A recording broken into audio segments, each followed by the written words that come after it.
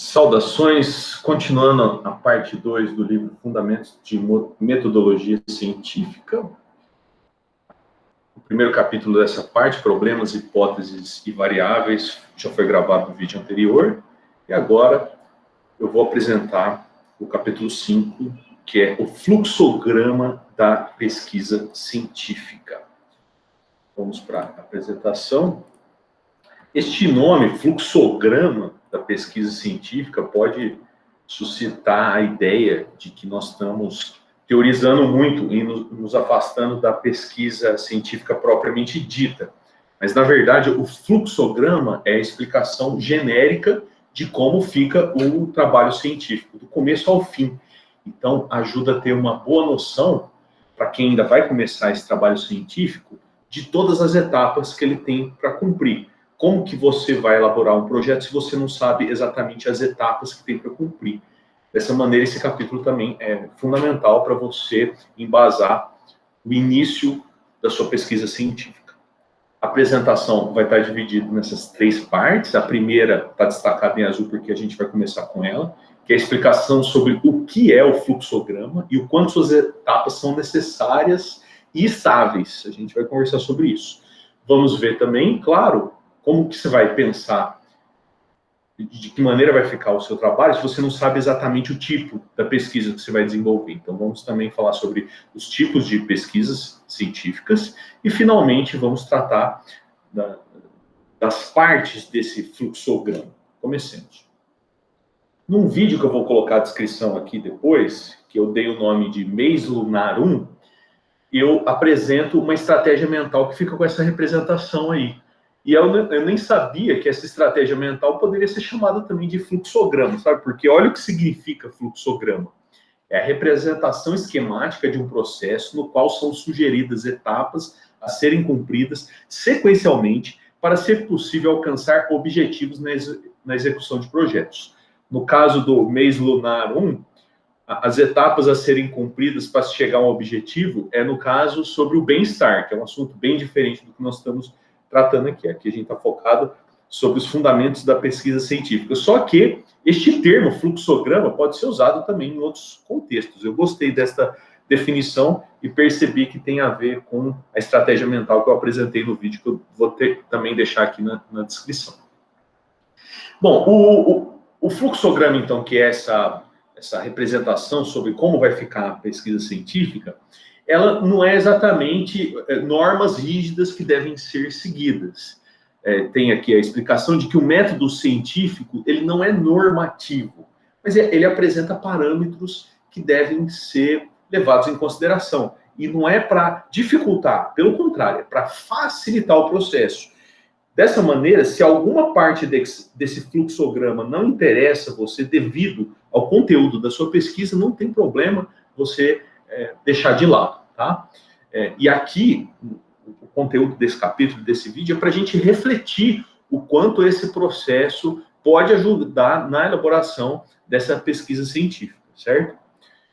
Entremos agora na subdivisão dos tipos de pesquisas científicas. E o que também vai estar como pano de fundo, além do tipo da pesquisa científica, são esses 3 itens que foram destacados aqui.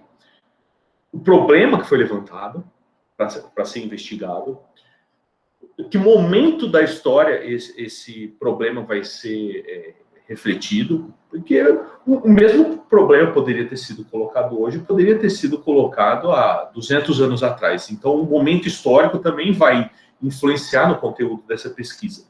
E outro item também que modifica o resultado da pesquisa é o nível do conhecimento do investigador. Esses 3 itens, no caso, mostram que mesmo que o mesmo problema seja investigado por diferentes investigadores, os resultados podem ser totalmente diversos, porque dependendo do nível de conhecimento do investigador, ele vai prestar atenção em alguns itens, ele vai chamar atenção para outros itens. Dependendo do momento histórico que esse problema for desenvolvido também, ele vai ter características diferentes, vai influenciar essa investigação científica, certo? Então, mesmo que o problema seja o mesmo, o resultado pode ser diferente dependendo do investigador, mas ainda não entramos nos tipos de pesquisa. Aqui são esses 4 tipos são apresentados, e além de apresentar esses 4 tipos de investigação científica, eu também, por conta própria, não que esteja no livro, por conta própria, eu identifiquei que cada um desses tipos tem relação com o nível de pesquisa, com o grau de aprofundamento, com a quantidade de recursos científicos que são utilizados. E aí eu entendi que a pesquisa bibliográfica está no nível 1, que lida, no caso, com a parte teórica. Todos os outros itens pressupõem a parte teórica também, mas no caso da pesquisa bibliográfica, ela pode ser somente teórica, ela não precisa ter a parte prática. Por isso que eu coloquei ela no nível 1. Ela abarca alguns elementos da pesquisa científica, mas não todos. Conforme esses níveis vão aumentando, vão sendo abarcados mais elementos da pesquisa científica. E aí eu entendo que a pesquisa se torna mais completa e mais complexa, certo? Então, a exploratória, como eu disse, a exploratória tem que ter também a parte de pesquisa bibliográfica, mas, além disso, ela vai levantar quais são as variáveis. A descritiva também tem que ter a parte bibliográfica e ela vai identificar a relação entre as variáveis. E a experimental vai cumprir todas as etapas do processo. Vai ter a parte bibliográfica, vai ter o levantamento do problema, vai ter a análise das variáveis e vai ter uma conclusão. Por isso que eu entendo que ela está no nível 4. Mas vamos falar individualmente sobre cada uma delas. Pesquisa bibliográfica é o que se desenvolve tentando explicar um problema utilizando o conhecimento disponível a partir das teorias publicadas em livros ou obras congêneres, ou obras relacionadas. É a parte teórica. Dependendo o nível que você está da sua pesquisa, se você quer começar gradativamente, é importante você começar, então, a sua pesquisa no âmbito bibliográfico. E qual é o subproduto da pesquisa bibliográfica? Ela contribui para a formação do próprio pesquisador, porque o pesquisador fica diferente. Depois da sua pesquisa bibliográfica, ele tem uma formação diferente sobre o assunto, tá? O resultado dessa pesquisa bibliográfica serve de base para outros projetos do mesmo pesquisador ou de outros. É uma espécie de um retrato teórico da época, porque, logicamente, uma pesquisa bibliográfica que é feita hoje sobre um assunto, uma pesquisa bibliográfica que é feita sobre o mesmo assunto, foi feita há 50 anos atrás, são retratos diferentes, logicamente. E, além disso, a pesquisa bibliográfica ajuda o pesquisador a reconhecer a plausibilidade de algumas ideias científicas do assunto que interessou ele. Lembram? No vídeo anterior, a plausibilidade é o quanto a teoria que você propõe dialoga com outras teorias científicas. Tá? Então, essas seriam as características da pesquisa bibliográfica. Já a pesquisa exploratória, como eu disse, ela aparece aqui no nível 2, porque ela também pressupõe uma pesquisa bibliográfica, mas, além disso, é feito um levantamento das variáveis. Na parte bibliográfica, não pressupõe necessariamente o levantamento de variáveis, nem a identificação de variáveis, dependendo do grau da pesquisa, dependendo do conteúdo da pesquisa, sim, mas não pressupõe necessariamente. Já a pesquisa exploratória é feita uma sondagem de uma determinada, um determinado lugar, um determinado laboratório, uma determinada empresa. Então, é feito uma sondagem exploratória sobre os assuntos que, eventualmente, depois pode se tornar uma pesquisa empírica. Mas aí, o nível de aprofundamento não é tão grande quanto na empírica, porque ela é exploratória. Mas, como eu disse, ela já está num nível diferente, porque, além da pesquisa bibliográfica, pressupõe-se uma análise de campo, uma pesquisa de campo. E esse pesquisa de campo é bastante amplo, né? Não precisa ser feito indo no local. De repente, colhendo alguma informação, alguma reportagem, já dá esse caráter exploratório. O nível 3 seria uma pesquisa descritiva, porque não somente vão ser levantadas as variáveis, mas já se começa ali um trabalho de interpretação da relação entre as variáveis.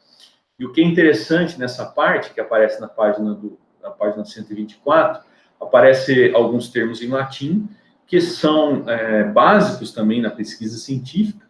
A pesquisa descritiva é não experimental ou ex post facto. Ou seja, depois de acontecer alguma coisa, é feita a descrição. Mais uma vez, pressupõe um trabalho bibliográfico, e aí vai ser feita a descrição de algum fenômeno que ocorreu, e aí depois, não é feito a priori. A priori, você faz o levantamento das hipóteses, você pressupõe um desenvolvimento. Aqui na pesquisa descritiva, não. Você já vai lá, depois de acontecer determinado fenômeno, você vai descrever, você vai documentar o que aconteceu, e para isso, logicamente, pressupõe uma pesquisa bibliográfica também. E aí, a constatação é feita a posteriori, é outro termo em latim. A posteriori significa depois do acontecido. O contrário seria o a priori, você fazer conjecturas antes de você realizar a pesquisa. Aqui já aconteceu o fenômeno e você vai lá descrever, está no nível 3. E o nível 4, que pressupõe todas as dimensões da pesquisa científica, incluindo a pesquisa bibliográfica, o levantamento das variáveis, as hipóteses do que vai acontecer, e aqui também a síntese, o resultado dessa análise global. Por isso que eu coloco a pesquisa experimental no nível 4. Eu coloquei por conta própria, porque no livro não aparece esses níveis, inclusive até a ordem que são apresentadas, os tipos de pesquisa são diferentes. Vocês observarem aqui, ó, essa que eu estou colocando no nível 4, apareceu na página 122. A anterior, que supostamente é um nível anterior, está na página 124, ou seja, está depois. Essa ordem, então, é uma ordem que eu me senti à vontade para colocar dessa maneira, para que fosse entendido esses níveis de aprofundamento da pesquisa. Os méritos de uma pesquisa experimental ou de uma pesquisa descritiva, os méritos de uma pesquisa experimental ou de uma descritiva são os mesmos, desde que haja em ambas mostra de cientificidade. Apesar de eu ter falado desses níveis, e que supostamente o nível bibliográfico seria inferior ao experimental, ao explanatório, o que conta para que todas sejam pesquisas científicas respeitadas no ambiente acadêmico é a cientificidade com que elas foram realizadas. E outra informação importante aqui é que nem sempre essas pesquisas, esses tipos de pesquisas são tão claramente separados dessa maneira que foi colocada aqui. Muitas vezes elas estão interrelacionadas, certo? Mais uma vez, essa apresentação de fluxograma não é para ser entendido como uma estrutura estável, estanque, que é chamado, uma estrutura rígida que não pode ser mexida. Pelo contrário, já foi destacado no início que esse fluxograma é para a gente refletir sobre ele e ver a viabilidade dele, certo? Bom, entremos agora na parte principal, que é o fluxograma, começando com a parte inicial, que é a preparação, estudo e problema. Então, vamos lá. Então, ó, tá vendo o que eu já tinha acabado de falar? Elas não são estanques. Essas características, essas partes da pesquisa, elas não são estanques, não são rígidas. Algumas delas são concomitantes e outras interpostas. Conforme a gente for vendo as partes aqui, vai ficar claro isso. Bom, no caso, sua pesquisa científica vai começar com a escolha de um tema, concorda? Você vai escolher um tema que você vai pesquisar. Não necessariamente. Você pode, por exemplo, começar com a revisão da literatura. Você começa estudando diferentes artigos de diferentes temas, e depois de estudar, depois de fazer uma revisão da literatura, você escolhe um tema. Tá vendo como não precisa ser tão estanque, tão rígida essas ordens? Elas estão interrelacionadas. Agora, o que é importante é você ver se é viável passar por cada uma dessas etapas. Revisão da literatura, eu considero que ser impossível não passar por essa revisão da literatura, que é basicamente você estudar alguns assuntos antes de você propor a ideia de um assunto a ser estudado. Como que você vai propor um assunto a ser estudado se você nunca viu estudos de outros temas? Então, é importante você conhecer, né? Aí depois, fazendo essa revisão da literatura, fazendo os fichamentos, a gente vai voltar ao fichamento aqui ao longo dessa apresentação, fazendo os fichamentos, destacando informações relevantes, destacando referenciais teóricos, ou seja, autores teóricos que colocam informações que são importantes para a sua pesquisa. Você vai destacando isso e você vai criando um corpo, que aqui ele chama de documentação, crítica da documentação. Você vai criando uma documentação para a sua pesquisa. A base teórica está aqui nesse autor, o exemplo de desenvolvimento está aqui nesse autor, você vai levantando isso para ajudar você, primeiro, identificar o problema que você vai pesquisar, e segundo, construir hipóteses do que você acredita que pode acontecer ao longo da sua pesquisa, tá? Então, nessa etapa inicial, tem dois elementos fundamentais. Um, o estudo, você conhecer o tema, e segundo, você definir o tema, definir o problema que você vai investigar na sua pesquisa, tá? Então, quando você realizar essa revisão da literatura, então, revisão bibliográfica, revisão da literatura, estudo para você levantar a documentação teórica, tudo são sinônimos, tá? Nessa parte, o investigador já vai se deparar com aquilo que ele coloca como uma das principais dificuldades da pesquisa, que é você delimitar um assunto a ser estudado. De fato, é difícil isso.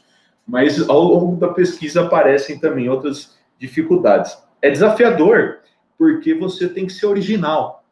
Você se baseia na ideia de outros autores, e aí você tem que extrair algo original e propor a sua investigação. Então, aqui ele coloca como uma das principais dificuldades, eu diria que é uma das dificuldades, é você conseguir extrair a problemática que você vai investigar na sua pesquisa.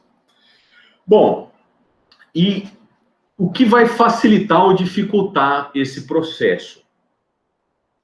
Um dos itens é o interesse do pesquisador. Se o pesquisador está muito interessado na realização dessa investigação científica, está muito interessado em resolver esse problema, isso vai ajudar. Agora, se ele não está, já é difícil por si. E aí, faltando o interesse do pesquisador, fica um pouco mais difícil.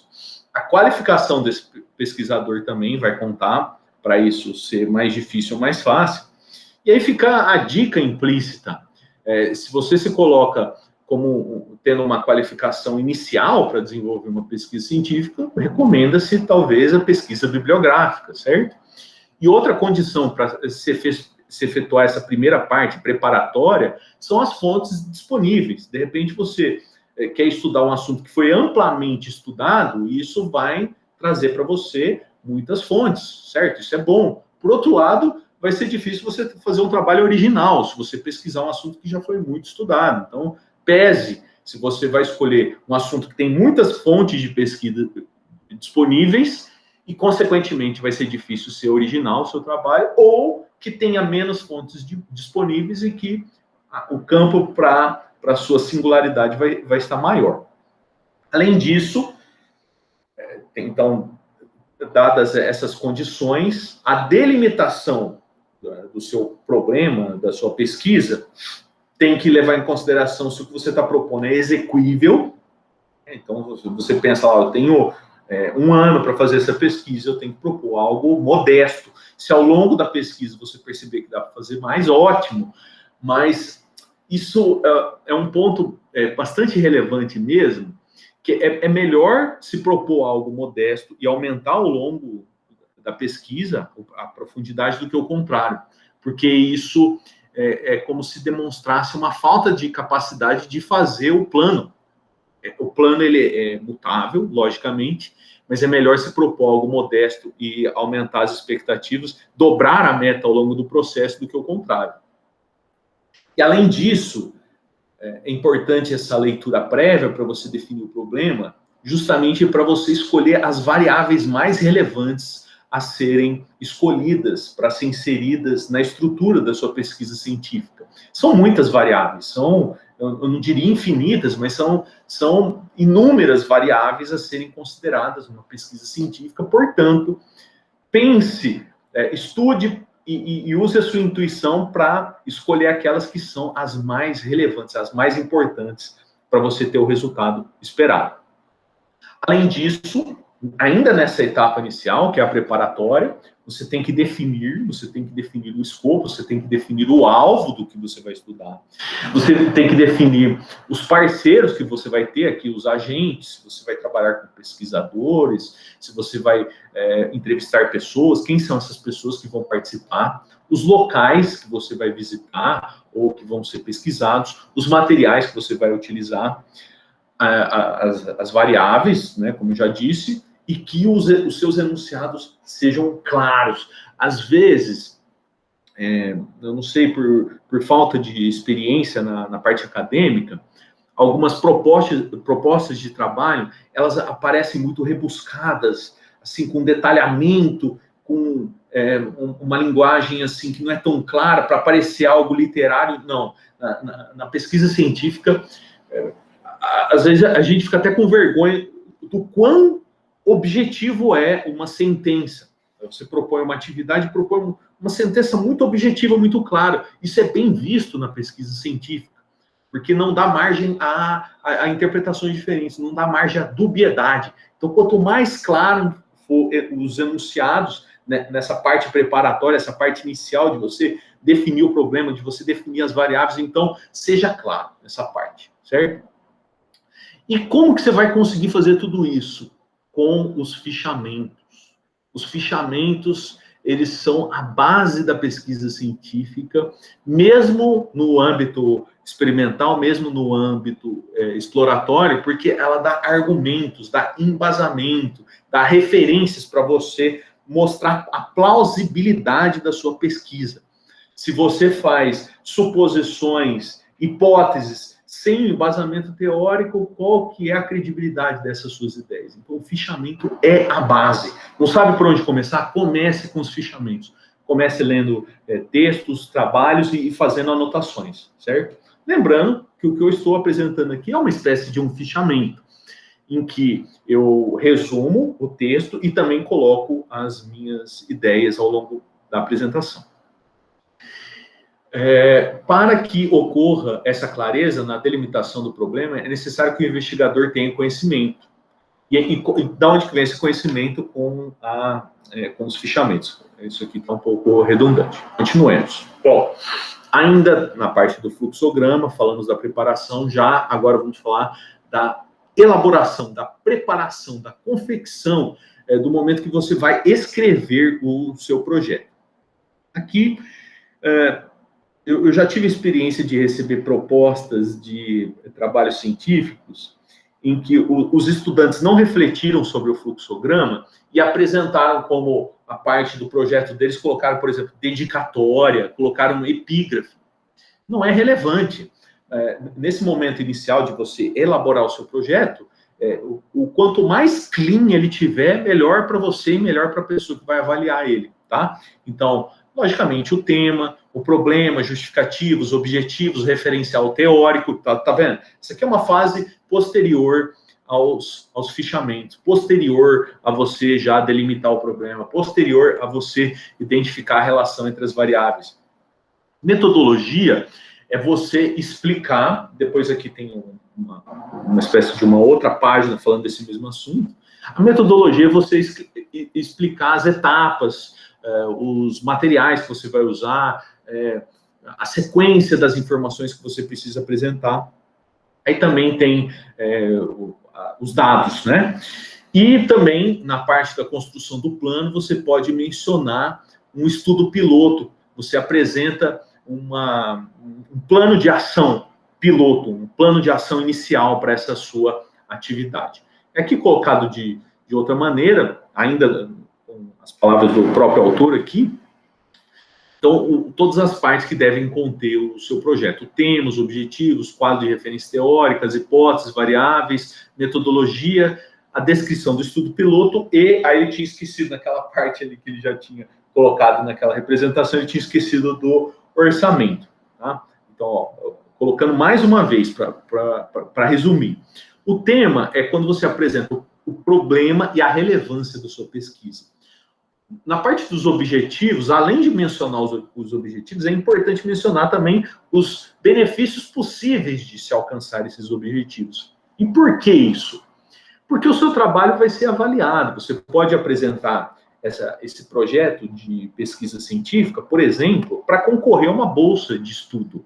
E quando você vai dando essas explicações, a pessoa que está avaliando tem condições de falar, não, esse aqui é um projeto mais relevante, porque ao atingir esses objetivos, nós vamos ter ao atingir esses objetivos, vamos ter alguns benefícios com isso. Esses benefícios pode ser para um público local, pode ser para a sociedade em geral, pode ser para uma instituição de ensino, tá?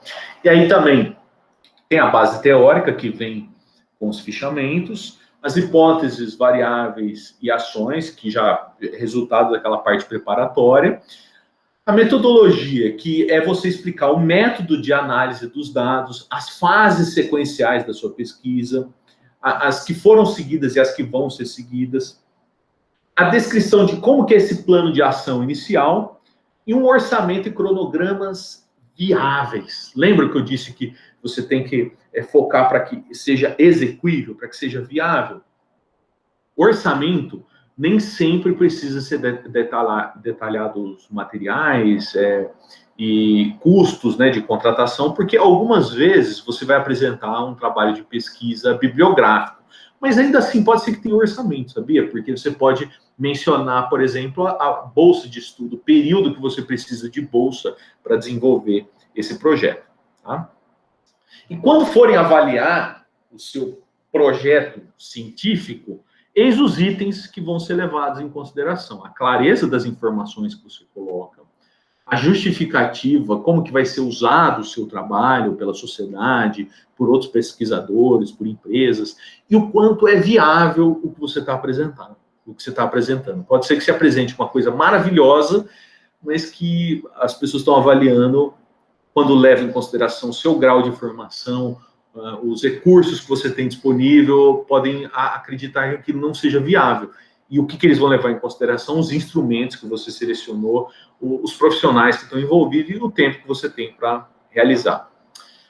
Chegamos na parte final do fluxograma, em que eu vou apresentar a execução, no caso do projeto, e a síntese deste mesmo projeto, certo? A parte de execução é quando você faz o levantamento de dados, a tabulação e a análise estatística, quando for o caso, certo? Nem todos os trabalhos científicos têm essa parte de levantamento. Eu fiz alguns trabalhos científicos, por exemplo, que não tiveram esse levantamento colocado dessa maneira. É claro que eu tinha que selecionar alguns materiais para considerar, eu tinha que selecionar alguns conceitos que eu ia avaliar, mas não tinha exatamente um levantamento estatístico, uma tabulação. Nem todos têm, né?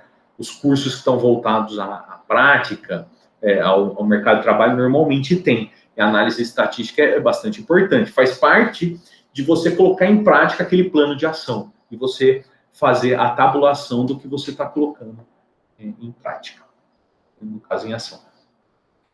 Na execução do plano em que você está colocando em prática o estudo piloto, aí você também pode se referir ao como foi treinados os entrevistadores, como foram coletados os dados, a tabulação, a análise estatística e o quanto aquelas hipóteses iniciais estão sendo viáveis, o quanto elas estão se manifestando na prática ou não. Já a parte final, nós chegamos à quarta parte do fluxograma, que no livro Fundamentos de Metodologia Científica é chamado de relatório. E engraçado que eu não chamaria de relatório, eu chamaria de síntese. É o momento em que o pesquisador vai relatar à comunidade ou ao destinatário da pesquisa o que se obteve com a investigação, os procedimentos utilizados, as dificuldades, as limitações e os resultados obtidos.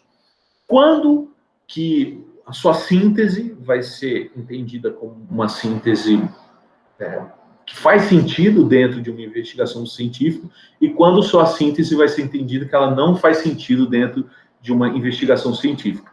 O que vai ser avaliado é que o quanto de cientificidade foi necessário para você chegar a essa síntese e o quanto de senso comum você utilizou para chegar a essa síntese. Logicamente, se você recorreu ao senso comum para chegar a essa síntese, o seu trabalho vai ser avaliado como ruim. Porque você pode ter escrito ali de uma maneira muito interessante, muito bonita, mas o que se espera de uma investigação acadêmica são resultados científicos. E é isso que vai fazer com que sua síntese, seu resultado, o resultado do seu trabalho seja considerado positivo. Tá? E aqui, logicamente, tudo que precisa ter. O relatório é como se fosse assim... a redação, você, em forma de texto, colocar todos os itens apresentados até então. Como que você construiu, no caso, a estrutura da sua pesquisa científica. Aí você vai dividir a parte do sumário, introdução, conclusão, apresentar os gráficos. É o trabalho em si, é o seu trabalho final. Né? E tudo isso, logicamente, de acordo com as normas da ABNT. Bom, aqui nós chegamos ao final. O que foi apresentado, por último, foi a síntese, que eu também acredito que seja o resultado do seu trabalho final. Outros chamariam de relatório. Antes foi falado da execução, que é o momento de você tabular os dados, de você fazer a análise desses dados. Antes disso, foi falado sobre a elaboração do projeto que você vai desenvolver. E tudo isso só foi possível porque você passou pela fase inicial desse fluxograma, que foi a preparação, que tem a parte ali do fichamento e a definição do problema. Lembrando que tudo isso que eu estou falando agora, síntese, execução, elaboração do projeto e preparação, fazem parte do terceiro item que foi apresentado aqui nesse vídeo, que foi o fluxograma. Antes disso foi falado dos tipos de pesquisa científica e antes ainda foi apresentada uma definição de fluxograma. Então, é isso. Nos vemos no próximo vídeo. E lembrando que, embora pareça teórico, essa parte é a parte que você consegue visualizar o seu trabalho científico, mesmo antes de começar, para você pensar sobre a viabilidade, o quanto você está disposto a desenvolver esse projeto e as dificuldades que provavelmente você vai encontrar quando você definir uma problemática, quando você definir as variáveis e as suas hipóteses. Então, portanto, embora pareça assim um pouco teórico, isso aqui vai ajudar que, ao longo do processo, vocês consigam se antecipar de algumas dificuldades que são próprias da investigação científica. Certo? Muito obrigado e nos vemos na próxima.